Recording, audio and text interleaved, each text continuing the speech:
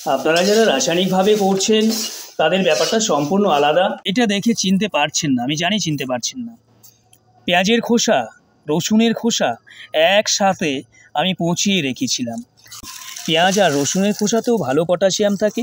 আপনাকে শুধুমাত্র ব্যবহারের পদ্ধতি জানতে হবে। একটু যদি বেশিও দিয়ে দেন কোনো ক্ষতি করবে না, কারণ এটা হচ্ছে সম্পূর্ণ অর্গানিক। এভাবে ছড়িয়ে দিন। গাছে যখনই ফুল আসবার সময় হবে অথবা গাছে ফুল আছে, ফল আছে, তখন কিন্তু আমরা এই পটাশটা ব্যবহার করতে পারি। দেখে নেই কোন পদ্ধতিতে পেঁয়াজ আর রসুনের খোসা ব্যবহার করলে, অর্থাৎ গাছে দিলে গাছ সঙ্গে সঙ্গে সেটা গ্রহণ করতে পারবে পটাশের সোর্স হিসাবে। আমরা যারা অর্গানিকভাবে বাগান করি, কলার খোসার সাথে সবাই পরিচিত। গাছ এখান থেকে প্রচুর পরিমাণে পটাশিয়াম পেয়ে থাকে। কিন্তু আপনি জানেন, কলার খোসার পাশাপাশি পেঁয়াজ আর রসুনের খোসাতেও ভালো পটাশিয়াম থাকে। আপনাকে শুধুমাত্র ব্যবহারের পদ্ধতি জানতে হবে। সঠিক পদ্ধতিতে ব্যবহার করতে পারলে, কলার খোসা না দিয়ে যদি রসুনের খোসা আর পেঁয়াজের খোসা গাছে ব্যবহার করেন, ফুল ফল আসবার আগে গাছ এখান থেকে ভালো সোর্স পেয়ে যাবে। নমস্কার বন্ধুরা, আমি সঞ্জয় আর আপনারা দেখছেন মায়ের অফ মাই গার্ডেন। আজকে চলুন দেখে নেই কোন পদ্ধতিতে পেঁয়াজ আর রসুনের খোসা ব্যবহার করলে, অর্থাৎ গাছে দিলে গাছ সঙ্গে সঙ্গে সেটা গ্রহণ করতে পারবে পটাশের সোর্স হিসাবে। ব্যবহারের প্রথম পদ্ধতি, আমি আজকে 3টা পদ্ধতি দেখাবো, যেটা আপনাদের কাছে সহজলভ্য অর্থাৎ ভালো মনে হবে সেটাই গ্রহণ করবেন। দেখুন, প্রথমত গাছের গুঁড়িতে এইভাবে খানিকটা মাটি সরিয়ে নিয়ে পেঁয়াজের খোসাগুলো আর রসুনের খোসাগুলো এভাবে ছড়িয়ে দিন। ছড়িয়ে দিয়ে পুনরায় মাটি চাপা দিয়ে দিতে হবে, তারপরে জল দিতে হবে। এটা গেল একটা পদ্ধতি, এটা আমরা অনেকেই ব্যবহার করছি। তো আমি এখানে যেটা আমি বুঝতে পেরেছি, দেখুন এই খোসাগুলো কিন্তু খুবই শুষ্ক হয়। তো এটা মানে ডিকম্পোস্ট যখন হবে তখনই কিন্তু গাছ এখান থেকে তার প্রয়োজনীয় পটাশটা পাবে, তার আগে পাবে না। আজকে আমরা দিলাম, ডিকম্পোস্ট হতে ধরুন 1 থেকে 1.5 মাস সময়ও লেগে যেতে পারে। গাছে তখন কিন্তু পটাশের প্রয়োজন নেই। আমার প্রয়োজন ছিল দেওয়ার মোটামুটি যাতে সঙ্গে সঙ্গে গ্রহণ করতে পারে। তো পটাশটা কিন্তু গাছ আর গ্রহণ করলো, কিন্তু গাছের কোনো কাজে লাগলো না। তাই এই পদ্ধতিটা আমরা করি, কিন্তু গাছ সেখান থেকে কতটুকু পটাশ সময় মতো পায় সেটা আমরা কিন্তু সঠিকভাবে জানি না। দ্বিতীয় পদ্ধতি দেখুন, এটা দেখে চিনতে পারছেন না, আমি জানি চিনতে পারছেন না। পেঁয়াজের খোসা, রসুনের খোসা একসাথে আমি পচিয়ে রেখেছিলাম। বেশ সময় লেগেছে এটা পচতে। এখানে কিন্তু প্রচুর খোসা ছিল। দেখুন, এখন এটা কিন্তু গাছে ব্যবহার করবার উপযোগী। রোদ্রে শুকিয়ে একদম মানে শক্তই আছে এখনও। রোদ্রে শুকিয়ে নিয়ে একদম গুঁড়ো হয়ে যাবে, তারপরে গাছে ব্যবহার করতে পারি। তো এটা দেওয়ার সঙ্গে সঙ্গেই গাছ গ্রহণ করতে পারবে, পটাশের চাহিদা পূরণ করতে পারবে। 3 নম্বর পদ্ধতি, ওভেনটা অন করে নিলাম। রোদে শুকানো এই খোসাগুলিকে এবার কড়াইয়ের মধ্যে একটু ভেজে নেব।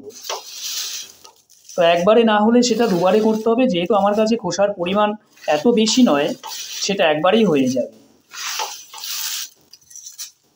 লক্ষ্য রাখতে হবে যেন পুড়ে না যায়, এভাবে নেড়ে ছেড়ে দিতে হবে। এই পদ্ধতিটা আমার কাছে বেস্ট বলে মনে হয়েছে। আপনারা যারা রাসায়নিকভাবে করছেন তাদের ব্যাপারটা সম্পূর্ণ আলাদা। ফার্টিলাইজারের দোকানে গেলে মানে পটাশের কথা বললেই তারা পটাশ দিয়ে দেবে, তো আলাদা ব্যাপার। আর যারা জৈবভাবে করবার চেষ্টা করছি, বাগানে রাসায়নিক সার ব্যবহার করছি না, তাদের জন্য এই পদ্ধতিটা, অর্থাৎ অর্গানিক এই জিনিসগুলো সংগ্রহ করা, তারপরে গাছে ব্যবহার করা, একটু পরিশ্রম আপনাকে কিন্তু করতে হবে। হাত দিয়ে একটু ধরে দেখতে হবে, যখন একেবারে মুড়মুড়ে হয়ে যাবে এটাকে নামিয়ে নেব। তো আরেকটু হবে, এখনও সেরকমভাবে হয়নি, আরেকটু ঘেটে দেব। দেখুন এবার কিন্তু হয়ে গেছে। এখন এটাকে নামিয়ে নেব। নামিয়ে সরাসরি নিয়েছি এই মিক্সার গ্রাইন্ডারের মধ্যে। এটা দিয়ে আমি বাগানেরই বিভিন্ন জিনিস পেস্ট করে থাকি। তো এবার লাগিয়ে নিলাম। এই কাজটা সঙ্গে সঙ্গে করবেন, দেরি হলে আবার হবে না। এবার এটাকে এই গ্রাইন্ডারের মাধ্যমে গুঁড়ো করে নেব। আমি যেহেতু একা একা ভিডিও করছি তাই পেস্ট করাটা দেখাতে পারলাম না। এবার দেখুন সম্পূর্ণ ডাস্ট হয়ে গেছে। এখন এটা আমরা গাছে ব্যবহার করব। কিভাবে করব চলুন সেটা দেখি। এটা আমার বাগানের একটা টমেটো গাছ, ফুল এসে গেছে। এগুলো নিচের দিকে, ওপর দিকে ফুল আছে। তো ভিডিওটা করতে করতে কিন্তু আমার রাত্র হয়ে গেছে। দেখুন ফুল আছে। তো আমরা কিভাবে দেব, সহজ পদ্ধতি, বুড়ির মাটি সামান্য একটু খুঁড়ে নেবেন। অন্যান্য সার আমরা যেভাবে দিই ঠিক সেভাবেই। তবে যেহেতু গাছে ফুল আছে, বেশি খুঁড়বেন না, একটু খুঁড়ে নিয়ে যেন শিকড় কেটে না যায় সেদিকে নজর রাখতে হবে। তারপরে যে পেস্টটা আমরা বানালাম, এই পেস্টটা একটু যদি বেশিও দিয়ে দেন কোনো ক্ষতি করবে না, কারণ এটা হচ্ছে সম্পূর্ণ অর্গানিক। এভাবে ছড়িয়ে দিন। গাছে যখনই ফুল আসবার সময় হবে অথবা গাছে ফুল আছে, ফল আছে, তখন কিন্তু আমরা এই পটাশটা ব্যবহার করতে পারি। এবার আবার মাটি চাপা দিয়ে দেব, জল দিয়ে দেব।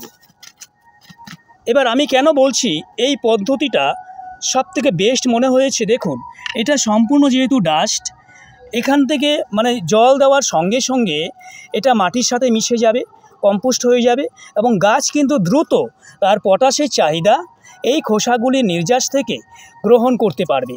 তাই আমরা মানে পেঁয়াজের খোসা, রসুনের খোসা গাছে ব্যবহার করি, অনেক সময় ভুল পদ্ধতিতে ব্যবহার করি। ভুল বলবো না, পদ্ধতি ঠিকই আছে, কিন্তু গাছে গ্রহণ করতে অনেক সময় লেগে যায়। আর এটা হচ্ছে অল্প সময়ের মধ্যেই গাছ তার পর্যাপ্ত পটাশ এখান থেকে নিতে পারবে। আমি যেমন আমার বাগানে সম্পূর্ণ অর্গানিক পদ্ধতি ব্যবহার করি এবং সেগুলো ঘরোয়া, কেনা একটাও নয়, সম্পূর্ণ ঘরোয়া নিজের হাতে তৈরি বিভিন্ন জিনিস গাছে দিয়ে থাকি, যেখান থেকে গাছ তার প্রয়োজনীয় খাদ্য উপাদান সংগ্রহ করতে পারে। তাই আপনাদেরকেও বলবো একটু কষ্ট করুন, বাগানটা যেন নির্ভেজাল থাকে। যেহেতু এটা একটা শখের জিনিস, আমরা শখ পূরণের জন্য করি, তাই অর্গানিকভাবে করবার চেষ্টা করুন আর এই পদ্ধতিতে পটাশের চাহিদা গাছে পূরণ করুন। আজকের দেওয়ার তথ্য এটাই ছিল। সবাই ভালো থাকবেন, সুস্থ থাকবেন। আর তথ্য যদি আপনাদের পছন্দ হয় তাহলে প্লিজ সাবস্ক্রাইব করে সঙ্গে থাকবেন। এরকম আরও নিত্য নতুন ভিডিও পাওয়ার জন্য আমাকে সহযোগিতা করবেন। আর কী ধরনের ভিডিও দেখতে চান, আপনাদের কী সমস্যা আছে প্লিজ কমেন্টে জানাবেন, আমি উত্তর দেবার চেষ্টা করব। সবাই ভালো থাকবেন।